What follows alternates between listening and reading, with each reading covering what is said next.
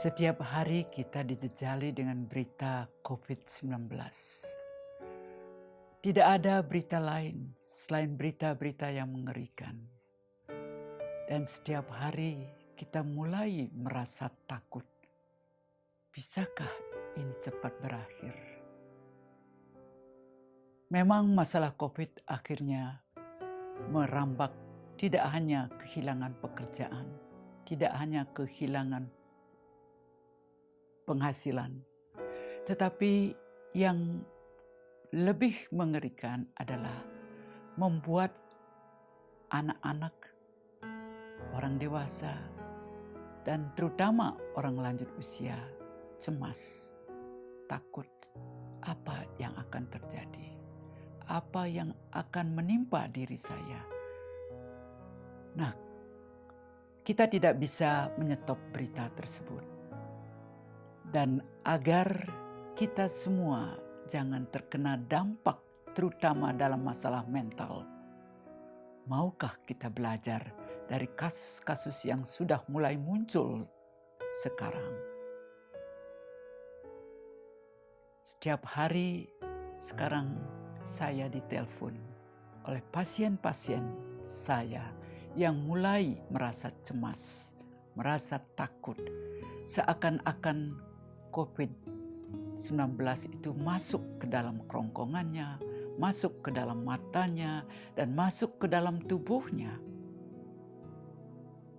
Dan yang lebih mengerikan lagi adalah mereka karena takut, sembunyi tidak bisa, di rumah tidak ada yang menyokong. Justru dia dimarahi oleh istrinya, yang tadinya dia berharap karena ketakutan bisakah dapat perlindungan dari istrinya, karena anak-anaknya juga takut. Dan apa yang terjadi setelah itu?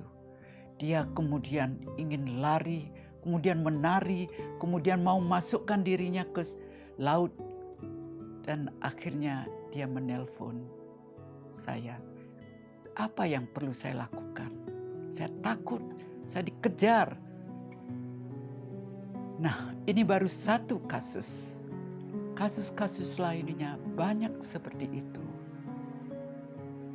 Cemas yang paling menonjol, yang membuat dirinya berdebar-debar, panik, berkeringat, tidak berani makan, tidak berani ke kamar mandi, tidak berani kemana, takut kena sentuhan COVID-19 ini.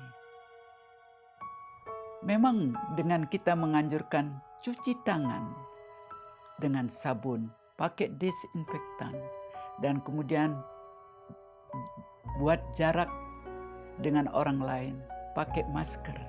Sekedar seperti perintah, tapi buat pasien-pasien jiwa, buat mereka yang sudah ada bakat takut, cemas, memunculkan hal yang lain. Seakan-akan COVID-19 itu masuk ke dalam dirinya, menggerogoti tubuhnya, sehingga akhirnya dia lari ke sana ke sini untuk sembunyi. Nah, ini salah satu contoh dari masalah kejiwaan yang akan muncul di tengah masyarakat. Belum lagi pasien yang sudah mengalami gangguan jiwa berat, mulai kambuh. Nah, kalau seperti ini, bisakah pemerintah memikirkan juga hal ini, tidak hanya membuat jarak, tapi bagaimana mencegah mereka jangan sampai mengalami gangguan jiwa. Dan juga mereka-mereka yang biasa bisa juga terkena gangguan jiwa. Jadi saya berharap kalau tunggu bantuan dari yang lainnya tentu sulit. Sebaiknya buat bapak dan ibu, siapapun yang merasa cemas, takut, keluarkan cemas takut itu. Bisa ke kamar mandi kah? Bisa di kamar, ambil bantal, teriak sekeras-kerasnya. Lepaskan beban Anda. Dan setelah itu duduk tenang. Narik nafas dalam. Keluarkan lewat mulut beberapa kali. Dan mohon pada Tuhan, berikan saya kekuatan untuk menghadapi hal ini. Kalau Anda bisa seperti itu, maka Anda mulai merenung apa yang harus saya lakukan untuk mengatasi cemas ini? Jangan sampai menjadi gangguan cemas. Cemas wajar, tapi jangan sampai terganggu. Nah, untuk itu, selain Anda teriak yang keras, pukul bantal, bisakah Anda menyanyi? Tidak usah peduli tetangga. Menyanyilah di kamar mandi, lagu-lagu yang membuat Anda gembira, tertawa, mungkin lagu kanak-kanak yang Anda akan hafal. Tanpa sadar Anda melepaskan beban Anda. Selain itu, juga saya anjurkan dengan Anda melepaskan beban, bisakah Anda membuat tidur Anda nyenyak? Tidur nyenyak diperlukan, sebab dengan Anda tidur nyenyak, lelap, tidak ada mimpi, terbangun dalam keadaan segar, maka Anda tanpa sadar membangkitkan daya tahan tubuh Anda. Anda bisa menghadapi COVID-19 itu tanpa perlu takut, karena Anda punya daya tahan tubuh untuk menghadapinya. Nah, untuk bisa Anda tidur nyenyak, yang selalu saya dengung-dengungkan, bersihkan kamar tidur Anda.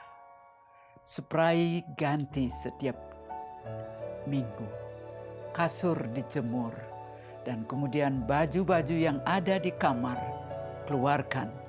Jangan menaruh baju bekas dipakai. Dan kalau Anda senang dengan bau yang spesial, cobalah cari bunga sandat, bunga cepaka, yang ini akan memberikan aroma tertentu yang membuat Anda menjadi tenang. Dengan relaksasi, lemaskan seluruh tubuh. Kemudian Anda tutup mata dan rasakan tubuh Anda rileks. Lepaskan beban Anda, tidak perlu berpikir apa-apa. Dan mohon pada Tuhan, berikan saya ketenangan, rasa nyaman sehingga saya bisa tidur. Percaya, kalau Anda mohon bantuan Tuhan, Tuhan akan membantu Anda.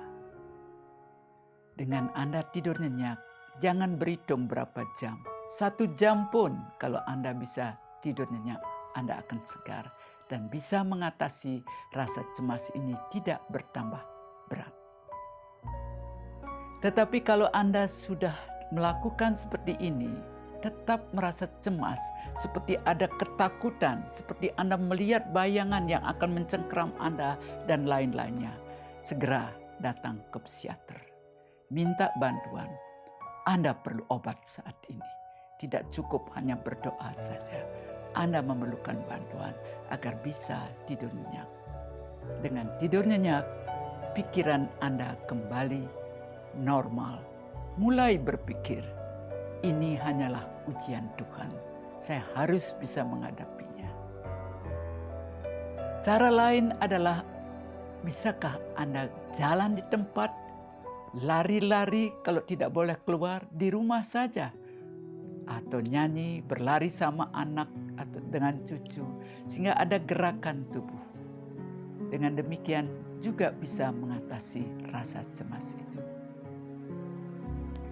Dan buat bapak dan ibu yang pernah mengalami gangguan jiwa, kalau sudah mulai cemas, obat yang diberikan dokter, gunakan kembali agar Anda bisa tenang dan bisa tidur nyenyak.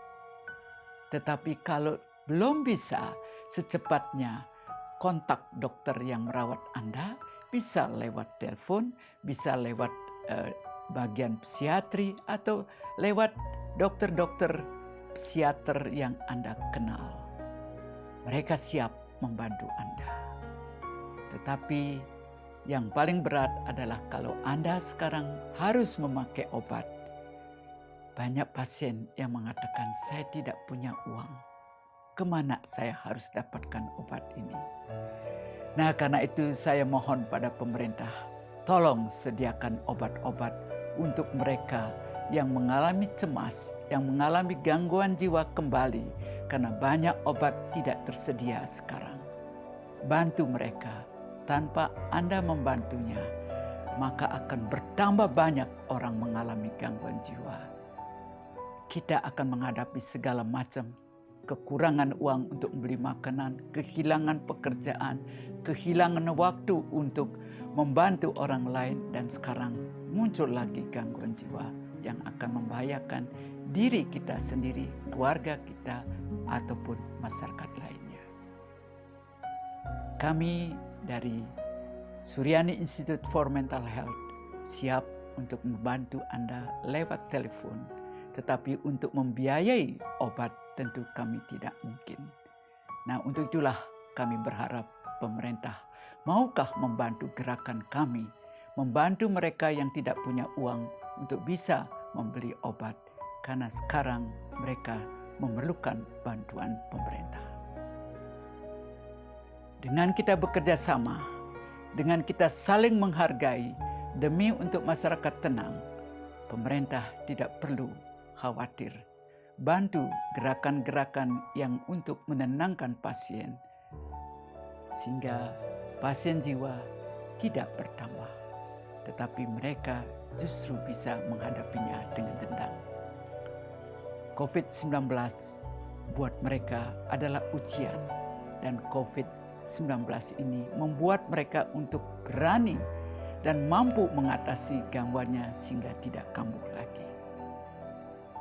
Dan mereka pun akan bisa membuat Bali kembali tenang, bahagia dalam kehidupan ini.